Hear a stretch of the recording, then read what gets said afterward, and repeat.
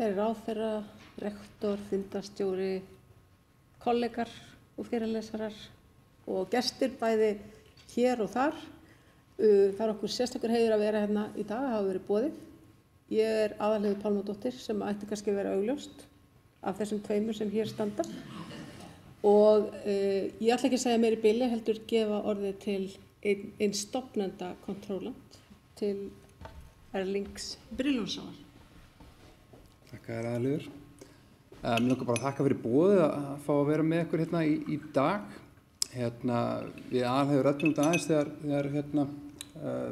okkur bauðst þetta komika og við erum alltaf bæði úr háskólanum og með ólíkan bakgrunn úr háskólanum. Ég var í rafmagnstölvuverkfræði og Aðalheiður í liðafræðinni og með viðfangsefni dagsins fannst okkur gaman að koma hérna tvö sem svona málsvarar sikkurar deildana úr háskólanum. En fyrir þau ykkar sem að þekkja kontrólant, það er sem sagt margt búið að gerast okkur síðasta árið. Mikið búin að vera í fjölmiðlunum og í kringum þetta verkefni með Pfizer, ef við hafi eitthvað heyrt á því og hvernig okkar þáttaka er í því verkefni. Og það sem er sem sagt það sem að mjög svolítið áherslu að hugsa það er að það var nefnt að vera ungt sprotafyrirtæki. Það er allt svona afstætt, en við erum búin að vera svolítið lengi í businessnum.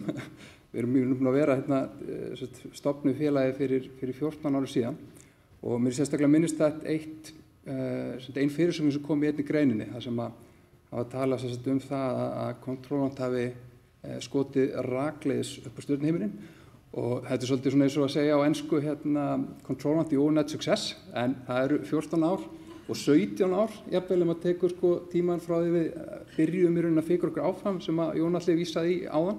Það sem við vorum inn á kerfisverkfræðistofu að fikta í tækni og samhliða námi. Þannig að það er behind every success story, there's 10 years of hard work, sagði einhver, og ég held að ég alveg við okkur. En kannski aðeins kontrólant. Það sem við gerum er að við bjóðum upp á lausnir fyrir lyfja- og matvælafyrirtæki í að lágmarka sóun í flutningum. Og við gerum það með því að bjóðum upp á tæki sem að safna hitastigi og rakastigi, ljósi og staðsetningu og fleira. Því er miðlað í gegnum farsímanetið inn í skýjalausnin okkar og þar greinum við gögnin og látum þessa stakeholdera vita í dreifikæðinu ef vandamál er að koma upp, þannig að þetta fyrirbyggja tjón í rauntíma. En það sem við gerum líka er það að við söfnum gríðarlega miklu magna gögnum, þannig að það að horfa á heildina og meta hvar maður fara betur. Og þetta er algjörlega ný nálgun sem við erum að koma með og er að gera mjög mikið fyrir að gera og á verulega mikið þátt í því að við erum valin í þetta verkefni með Pfizer til dæmis. Við erum búin að vera að vinna í þessu í mjög langa tíma á meðan kannski samkeppnin og aðrir hafa ekki verið að hreyfa sig í þessa átt. Við komum betur inn á því að hann sér. En ég nefndi þarna sóun og þetta er sem sagt vision statement okkar. Unleashing the power of people and technology to deliver zero waste supply chains for our partners and the planet. Og þetta er eitthvað sem við erum bara mikill kjarni í því sem við gerum. Allar ákvarðanir sem tökum með vöruþróun og annað, það snertir alltaf það að lágmarka sóun. Og ekki bara í formi matvæla og lífið sem menta í tunnunni, eða gætu gert það, heldur líka bara einfalda prósessa og fleira í kringum allt þetta. Þetta er stórar operationi á þessu fyrirtæki sem við erum að vinna með. En titillinn frá HÍ út allan heim, þannig að við ætlum að byrja aðeins, spólum tilbaka, 17 ára aftur í tíman, 2004, það var þegar við byrjum á þessu og við Gísli framkvæmdastjóri fyrirtækisins og einn af stofnendunum og við kynnumst þarna 2002 cirka og erum í rafmagns- og tölvuverkfræðinni, vinnum mikið saman, höfum gaman að lesa vandamál og verkefni sem að tengjast náminu. En síðan tókum við ákvörðun að taka þátt í hönnunarkeppni véla- og iðnaðarverkfræðinnar og smíða þarna lítinn róbot eða bíl sem átti að leysa ákveðin verkefni. Og þetta var fyrsta verkefni sem við þar sem við vorum að leysa eitthvað annað heldur verkefni frá Jón Atla og fleirum í náminu og við kunnum rosalega vel við að vinna saman og okkur fannst það mjög gaman og það má alveg segja og við tölum þetta sem eitt af lykilskrefunum í sögu fyrirtækisins að því þarna, eins og ég segi, vorum að leysa verkefni sem var út fyrir námið og þarna kynnumst líka Trausta, svolítið betur. Hann var búinn að kenna Gísla þarna í sem sagt eitt kúrs og leiðbeina mér í ákveðnu verkefni sem við vinnum þarna sumarið á undan. Trausti sem sagt einn af stofnendunum og var þarna stundakennari við rafmagns- og tölvuverkfræði Skor.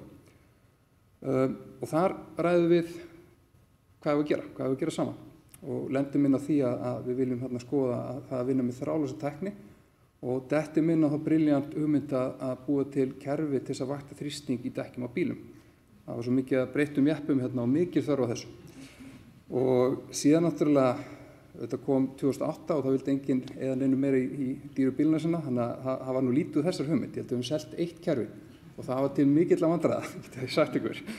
En það sem gerist þarna í kringu þetta er að við þróum þarna ákveðna tækni.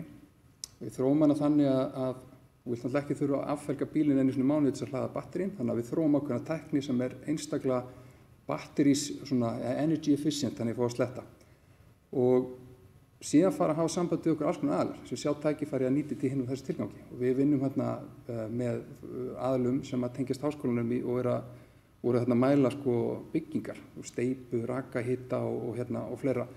Og við duttum aðeins inn í orkugeirann og tókum þátt í verkefni sem að snýrist útflutninga á ferskum fiski og með þess að þörungaræktun.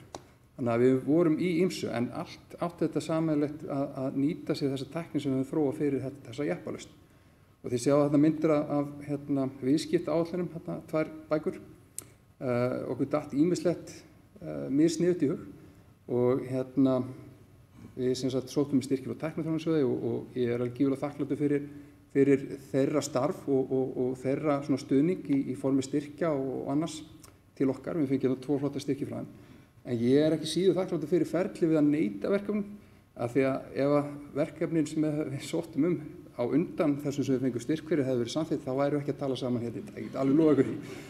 En svo þarna lengst til hægri þá er þetta mynd úr sem sagt Vaffer 3 sem er byggingin hinn með við göttuna, kerfisverkfræðistofu og ég bara nýta tækifærið og eins og Jónas þú myndist á þarna, þú veist að þú vonar að námið hefði nýst vel í þessu en við Gísli tölum oft það að við búum að svakalega góðri menntun og margt af því sem við lærum er að nýtast okkur gífurlega vel í úrlausnum með verkefnum sem við erum að vinna. En líka bara þakka fyrir stuðningin og skilningin og hvatninguna sem maður fekk frá stofnunni. Það er alveg gríðarlega þakklátur fyrir það. En sem sagt, ég ætla að nefna áður en aðal hefur tekið við, langar aðeins að fara bara í gegnum hvernig þetta þróast frá því að vera hugmynd sem að kveiknar innan veggja háskólans og út í það sem þetta er í dag. Þessi jeppalausn sem ég nefndi þarna og varðirinn svolítið kveikjan af þessari tækni sem við nýttum síðan áfram. Fyrsta alvöru salan okkar átti sér stað þegar svínaflensa kom og landlæknir og sóttvarnalæknir leituðu til okkar eftir því að fá lausn til þess að fá sem sagt aukna innsýn í það hvernig staðan væri á bóluefnakælum og fleira út á landsbyggðinni. Og eins og sönnu sprotafyrirtæki samir að þá sögðum við bara já, þó að þetta væri náttúrulega klárlega ekki hilluvara hjá okkur en við bara græjum það og byggum til lausn þarna og það sem kom út úr því var náttúrulega að það hjálpaði gríðarlega mikið að fá innsýn fyrir þessa aðila sem voru að nýta í dag. Við hjálpum mikið til við að koma svolítið ástandun í betra horf og allt það.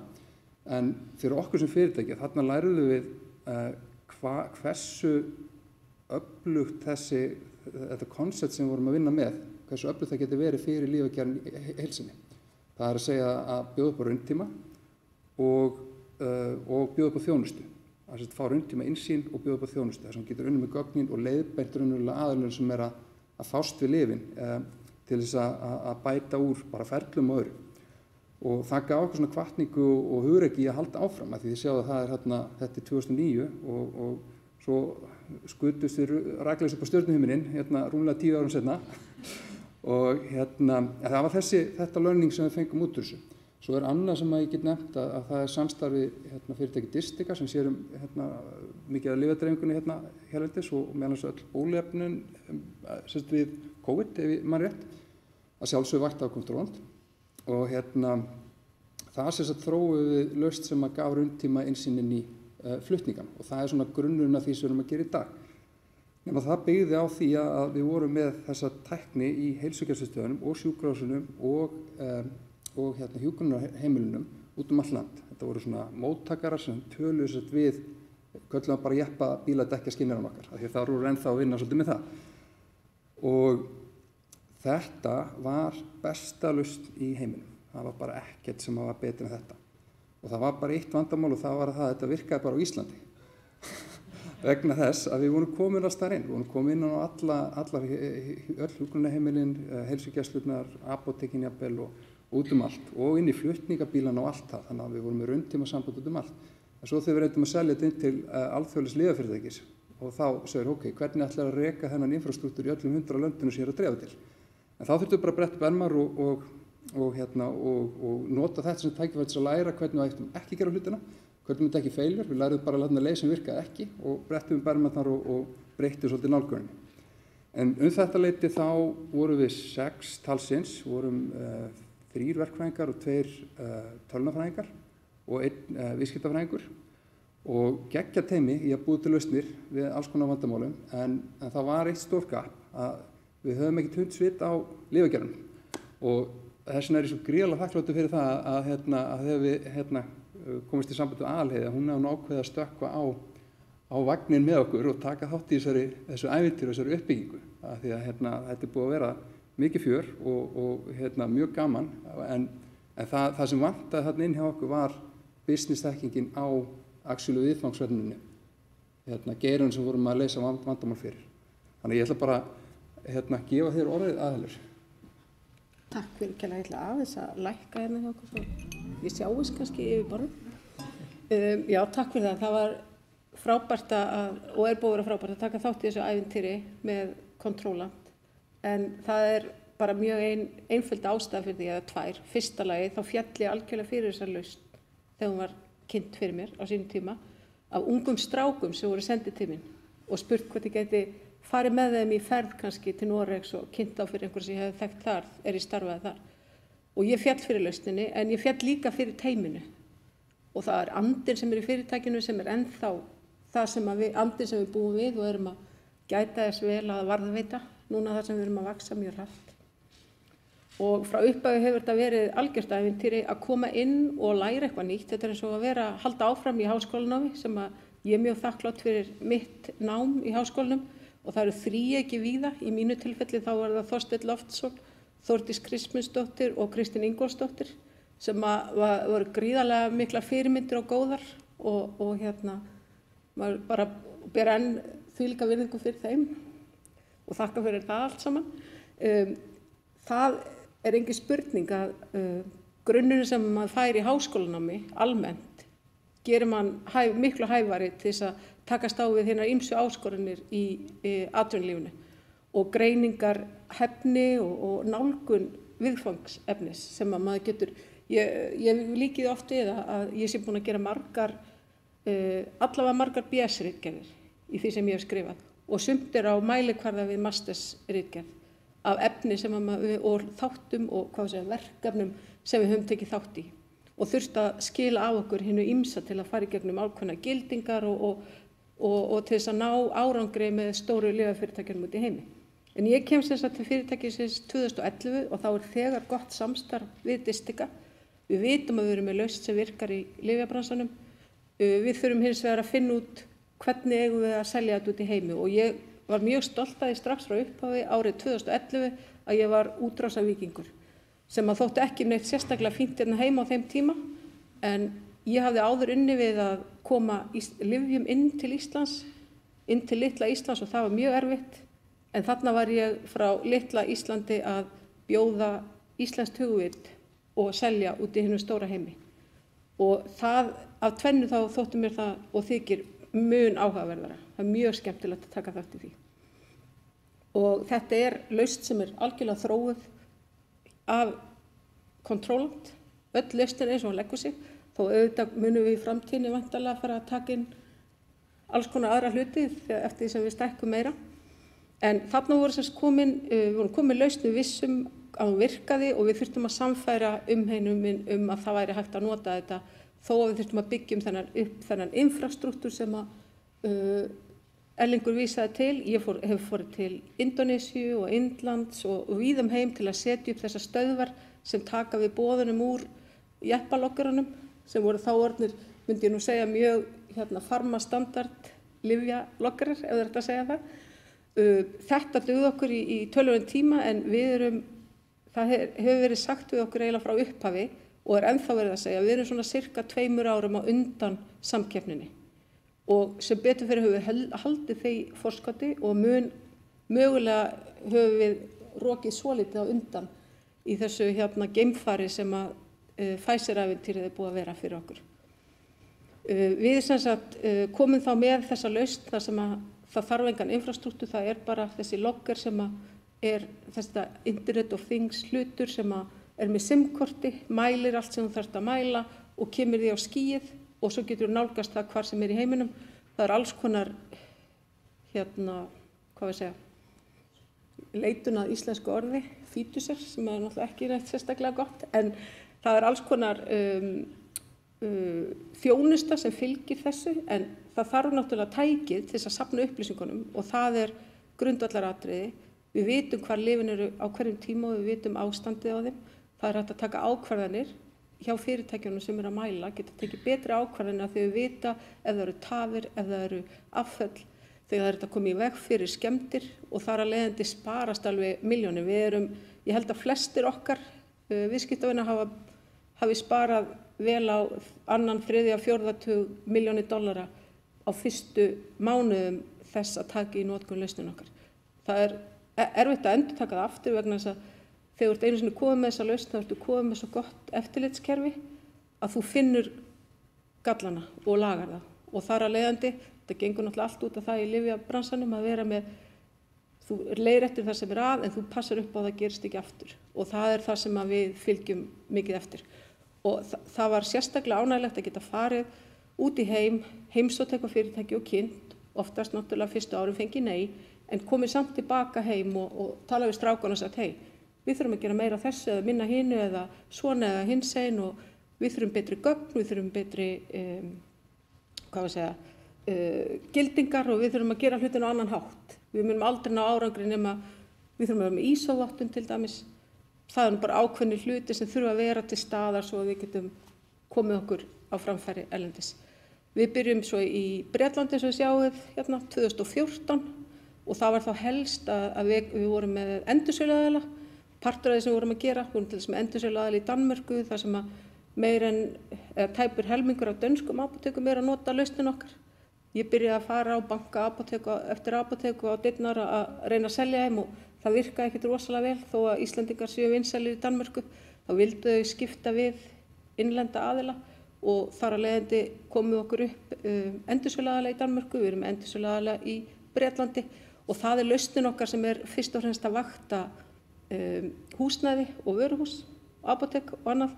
En við fórum á flug svo með lausnin okkar þessa ferilvöktun svokölluðu og þá var Actavis sem er nú Teva, fyrsta fyrirtæki sem svona byrjaði að vinna með okkur þó að Allegan hafi verið fyrsti stóri farma eða lyfjarisinn sem að skrifa undir samning við okkur.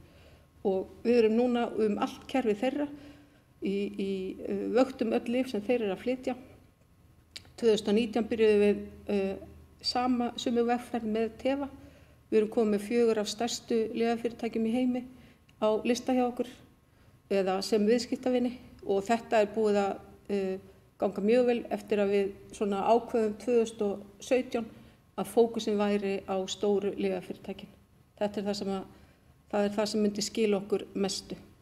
Svo vorum við komin ansi langt, við erum búin að komast í gegnum samþykki hjá Pfizer og komist samning að þeir ætluðu að hefja notkun í allri sinni lyfjakeðju þegar að COVID brestur á og þar að leiðandi gerði þeim hægt vik að þegar að bóluefnið er þróað að það kemur í ljós að það þarf að dreifa því við -80 gráður eða geyma það og dreifa því við -80 gráður að það þurfti að hafa hraðar hendur í að þróa lausn sem væri skalanleg til þess að ráða við það verkefni. Ég kem aðeins inn á það betur á eftir. En við vorum árið 2020 með 50 starfsmenn, vorum með ákveðna áætlun fyrir árin sem að koma eftir þar sem við ætlum að gera alls konar hluti. Erlingur og teymið hans í þróuninni og rannsóknunum ætluðu að koma ákveðinu á laggirnar þannig að við getum verið með meiri sjálfvirkni og annað slíkt. En þetta þurfti að hraðspóla á 6-9 mánuðum. Nokkra... 2 ára plan fór niður í 6 mánuði. Já, 2 ára plan fór niður í 6 mánuði þegar við byrjum að vinna að dreifikeðjunni fyrir Pfizer með bóluefnin. Og við erum komið það langt núna með alls konar sjálfvirkni, til dæmis, bara sem ég nefni eitt, þannig að þetta nær út fyrir það að mæla hitastig á lyfi. Af því að við vitum staðsetningu á vöru, þá vitum við líka hvenær hún er komin inn fyrir ákveð svæði sem þýðir að eignarhald skiptir hendur og þá talar eitt tölvukerfi við annað og það tryggerar að sendur reikningur til aðila þar sem að það er búið að skila vöru á ákveðin stað. Og þetta að spara fleiri þúsund klukkustundir á ári fyrir fyrirtæki sem að nýta sér þetta. Þannig að það er ýmis afleidd þjónusta sem að tengist ekki hitastiginu og gæðunum á lyfjunum sjálfum heldur alls konar verkferlum innan fyrirtækinu og það er svo dásamlegt við þessa tækni sem við notum og hversu frábæra hluti er hægt að gera með því að láta kerfið tala saman. Þannig að hér liggur mikið þróun í framtíðinni og vörur sem við getum haldið áfram að bjóða og þróa eitthvað nýtt fyrir bransann. En við erum í dag orðin yfir 300 frá 32 löndum. Við erum flest á Íslandi en við erum með töluvert af starfsmönnum víða heim. Við erum með viðskiptavini okkar í Bandaríkjunum og Evrópu flestir með sínar höfuðstöðvar. Við byrjuðum fyrir COVID allavega að setja upp og koma starfsmönnum fyrir nálagt þeim, þó það hefur nú kannski reynt minna á það í COVID, þar sem að fólk er ekki að hittast augliti til auglitis heldur á netfundum. Þannig að það hefur kannski reynt minna á það, en við erum með þjónustusetur í þjónustuver í Póllandi, við erum með þjónustuver í Bandaríkjunum, við erum að opna annað í Hollandi, þannig að við erum að opna starfsstöðvar víða heim. Við erum sem sé, eins og ég segi, yfir 300 viðskiptavinir og 300 starfsmenn og starfsemi fyrir fram í 170 löndum, það er að segja okkar viðskiptavinir eru með starfsemi í 170 löndum og fyrir okkur þýðir það að við þurfum að koma þessum loggurum sem við töluðum til þeirra uppástaða þaðan sem þeir senda, en við þurfum líka að sækja þá á alla þá staði sem þeir senda til. Þannig að við erum með einhvers konar starfsemi eða einhvern á okkar vegum sem sér að sækja loggara til nánast allra landa í heiminum. Og þarna sjáum við helstu viðskiptavin okkar. Við erum búin að vinna með Pfizer auðvitað í þessari bóluefnadreifingu, en líka Bandaríkjastjórn þar sem að öll bóluefni frá Pfizer sem hafa komið til Bandaríkjanna eru vöktuð af kontróland meðan þau eru á þeim stað þar sem þau eru geymd þangað til þau eru gefin. Og það minnir mig á að nefna það sem að skiptir náttúrulega mestu máli og sérstaklega hérna í bóluefnadreifingunni. Þetta gengur allt út á að sjúklingurinn fái lyfið sitt á réttum tíma af réttum gæðum. Og það er ekki farsæl dreifing eða góð dreifing á lyfi nema það nái áfangastað og það sé ennþá að þeim gæðum sem að upphaflega var lofað og sjúklingur á rétt á. Og það gildir svo sannarlega bóluefnin að bóluefnið það er ekki fyrir að komið í handlegginn á einstaklingnum fyrir að við erum að fara að tala að þetta er árangursríkt.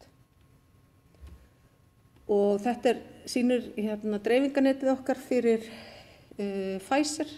Við erum að dreifa fyrir þá eða með þeim skulum við segja og vakta til 155 landa til 27.240 áfangastaða. Við erum búin að vakta 427.600 box og það er 1,75 billjónir skammta sem að hafa komist á áfangastað og af því erum við mjög stolt að segja frá því að gæðin eru 99,997% og þá erum við að meta það sem að eigandi bóluefnið eða Pfizer losar og segir þetta er hæft til notkunar eftir að búið er að koma því á áfangastað. Við erum einnig í okkar kerfi, þá erum við að meta þá sem eru að dreifa fyrir Pfizer, þá sem að sjáum að keyra út og fljúga með og annars sem gæti verið FedEx og DHL Express og UPS og aðrir slíkir aðilar hér í heimi, og við metum líka árangur þeirra, hvernig þeir standa sig bæði með hversu góðir eru því að afhenda á réttum stað, réttum tíma og gæðin. Þannig að við segjum að þetta sé sýnin okkar í framkvæmd. Við erum að gefa viðskiptavinum okkar tækifæri til þess að sjá hvað er að gerast í þeirra virðiskeðju, í þeirra dreifikeðju. Við erum að draga úr sóun, við erum að draga úr kolefnasporinu sem að þau skilja eftir sig, og ég er með hérna eina glæru eftir sem ég sýni ykkur aðeins bara sem dæmi, og þetta er alltaf, þetta sjáum við að aukast mjög mikið heim allan, og lyfjafyrirtækin stóru eru væntanlega, myndi ég halda framarlega þar í flokki, að það skiptir máli við með hvernig þeir starfa. Það er aukin áhersla á græn gildi og hvernig orka er notuð við að framleiða hluti og hvaða kolefnisspor skilur hún eftir sig meðan á notkun hennar stendur.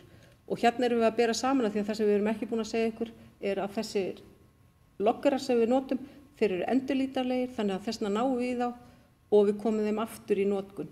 Og þetta er sama tæki sem er notað í 5 ár. Hérna erum við að bera saman 3 ára notkun af okkar tæki og því sem er gamla lausnin, sem að væri loggar sem er USB loggar sem að er einnota og er tengdur í tölvu til að sjá niðurstöðuna þegar komið er á áfangastað.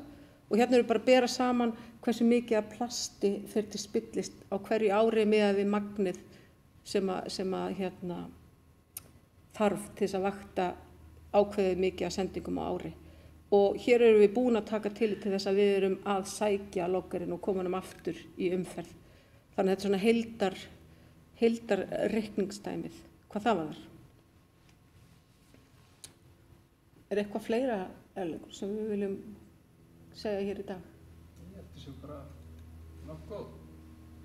Þá ætlum ég bara að fá að þakka kærlega fyrir boðið og já, takk.